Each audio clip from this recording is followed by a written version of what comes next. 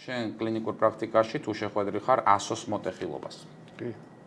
და რა რამოდენიმე დღის წინ მქონდა ეგ შემთხვევა. არაფერი, ეს სუფთ არის მექანიკური დაზიანება, ასოს მოტეხილობა არ იფიქროთ, რომ იქ რაღაც ძლოვანი კომპონენტია, უბრალოდ როდესაც ერექცია ხდება, თვითონ მღვიმოვანი გარსის გარშემო არის თეთრი გარსი, ტუნიკა ალბუგინია.